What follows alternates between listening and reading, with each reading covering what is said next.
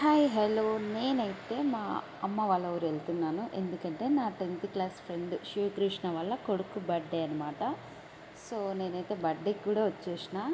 So వీళ్ళిద్దరు ఈ couples ఇద్దరు లవ్ మ్యారేజ్ అనమాట. అంటే కాలేజ్ ఫ్రెండ్స్, తర్వాత లవర్స్, ఆ తర్వాత కపుల్స్ అయినారు.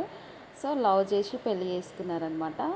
సో పెళ్ళికి పిలవలేదు, అందుకే బర్త్డేకి పిలిచిండు. ఈ అమ్మాయి అయితే నాకు తెలిసిన అమ్మాయి అనమాట.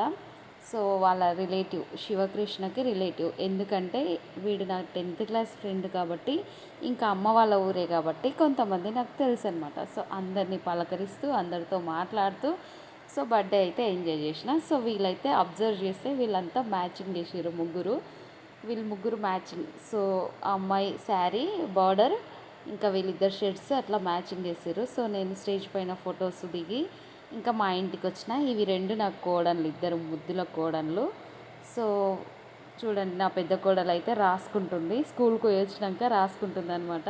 ఇక చిన్నదైతే మురుకులు తింటుంది. సో ఇంటికి వెళ్ళి అమ్మని కలిసి కోడన్లను కలిసి వాళ్ళకి జెండాకు తగ్గ గాజులు అవి ఇప్పించి ఇంకా నేనైతే తిరుగు ప్రయాణం అయినా. ఇంకా బస్సులో నా ప్రయాణం అనమాట. సో భూత్పూర్ వరకు బస్సులో, అవతల ఆటో అనమాట. సో ఇంకా బస్సులో అట్లా చల్లగాలి ఇట్లా బయటికి ఫేస్ పెట్టి ప్రయాణం చేస్తుంటే భలే ముద్దుగా అనిపించింది నాకైతే. సో ప్లీజ్ సబ్స్క్రైబ్ చేసుకోండి. Thank you so much.